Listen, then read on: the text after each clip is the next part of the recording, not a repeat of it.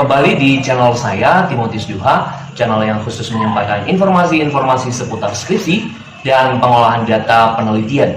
Pada kesempatan ini saya akan menyampaikan materi mengenai modifikasi data penelitian atau mengganti data penelitian.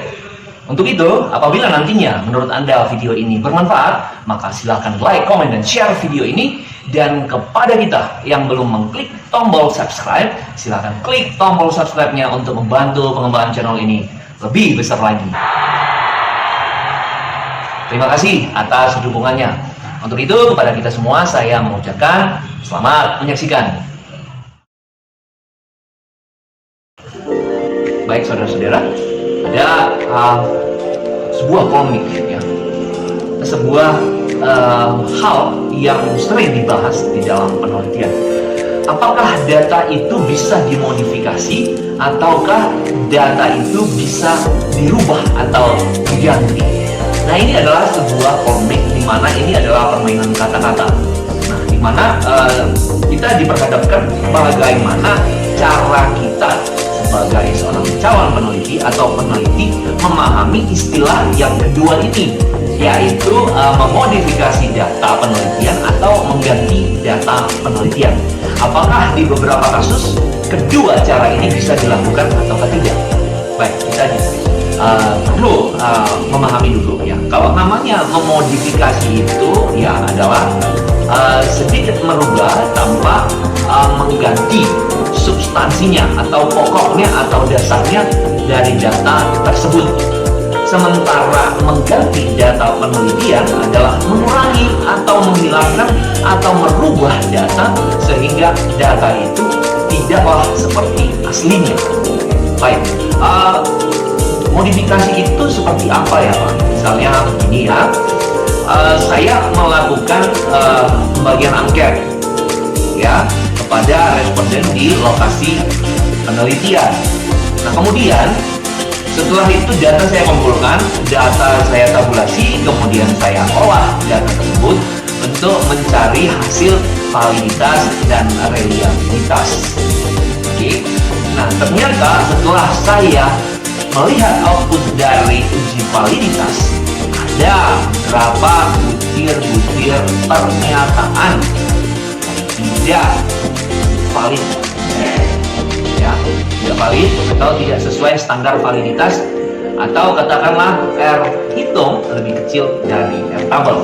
Seharusnya kan R hitung itu lebih besar dari R tabel, tetapi yang terjadi adalah kebalikannya, sehingga itu tidaklah baik. Nah, ada dua cara untuk mengembalikan apakah data itu valid. Maka cara yang pertama adalah kita melakukan uji coba ulang kembali angket-angket atau butir-butir yang ada pada angket itu ke lokasi yang sebelumnya dengan mengganti atau merubah redaksi-redaksi di di dalam angket, ataukah misalnya kita melakukan uji coba ulang di tempat yang lain di luar dari lokasi penelitian dengan redaksi yang sama sebelumnya atau redaksi yang sudah diperbarui, sehingga nantinya data itu ketika kita olah kembali menjadi valid, maka itu bisa dikatakan sebagai cara memodifikasi data sehingga outputnya lebih baik dari yang tidak baik sebelumnya. Nah, kemudian cara berikutnya memodifikasi data itu adalah dengan menghilangkan, dengan menghilangkan butir-butir pernyataan yang tidak valid. Oleh sebab itu, maka hasil-hasil pada butir-butir pernyataan yang tidak valid itu dihilangkan sehingga pada saat kita olah kembali uji validitasnya, maka pasti hanya valid. Itulah cara melakukan modifikasi data. Kemudian misalnya tidaklah variable ya, kita tambah datanya. Katakanlah kita melakukan uji coba kepada 35 orang ya di lokasi A, kemudian kita melakukan ke lokasi B dengan jumlah orang yang 48 orang. Jadi itu modifikasi data ya, sehingga ketika diolah hasilnya reliable. Begitu juga pas uji asumsi klasik dan uji regresi. Jadi tidak menghilangkan substansinya, ya, tidak mengotak-atik data-data. Nah, yang namanya memodifikasi data itu baik untuk penelitian, sehingga hasil yang akan dicapai itu lebih baik. Tetapi yang namanya merubah atau mengganti data itu tidak diperbolehkan atau itu salah. Misalkan jawaban responden, ya, untuk butir pertanyaan 1 dari responden A misalkan menjawab 5, lalu si peneliti mengganti menjadi 3, itu salah karena merubah substansi. Atau misalnya dari jawaban 1 sampai jawaban 50, si responden A ini menjawab, ya, dari soal nomor 1 sampai soal terakhir semuanya 2, ya, semuanya 2. Maka si peneliti mengganti angka 2 itu dari 2 menjadi 5, semuanya diganti menjadi 5.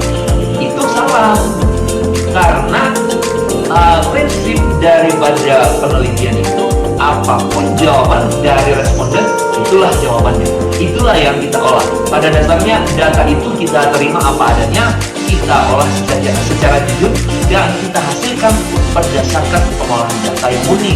Jadi kita tidak boleh mengganti. Kemudian bagaimana cara melakukan cara mengganti data, memberikan data yang fiktif?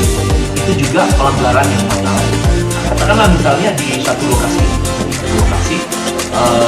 ditargetkan bahwa respondennya itu ada sekitar, katakanlah misalnya 200, karena dia melakukan olah data secara jalur atau set. Dia butuh responden yang banyak. Tetapi pada kenyataannya pada saat dia melakukan pembagian angket, ada beberapa orang yang keluar dari kantor, barangkali misalnya tidak masuk kantor, atau melakukan tugas di luar kota, atau melakukan tugas di luar kantor, sehingga yang didapatkannya adalah 180 orang saja, sementara dia sudah lolos responden sebanyak 40 sekian. Nah, dia mensiasati dengan menjawab sendiri, dengan mentabulasi sendiri yang 40 orang itu yang salah, itu kesalahan. Nah, baiknya bagaimana? Kita harus menunggu responden itu sampai kembali masuk kantor. Itu kita punya daftar tulis dari para pegawai-pegawai kita, identifikasi siapa yang tidak datang. Jadi bisa datang hari berikutnya, 2 hari berikutnya, atau minggu yang berikutnya. Nah, kita akan tanyakan kepada sekeliling kita di lokasi penelitian atau kepada HRD-nya. Ini ada orang-orang yang tidak masuk, dan saya belum sempat bagi angket menunjuknya supaya saya melakukan pembagian angket. Begitu kalau misalnya harus memaksakan sebenarnya jumlah responden. Jadi jangan memberikan data-data yang fiktif, merubah data-data sehingga hilanglah substansi dari data tersebut. Jadi itu saja yang bisa saya sampaikan. Selanjutnya semua saya mengucapkan terima kasih. Salam transkripsi.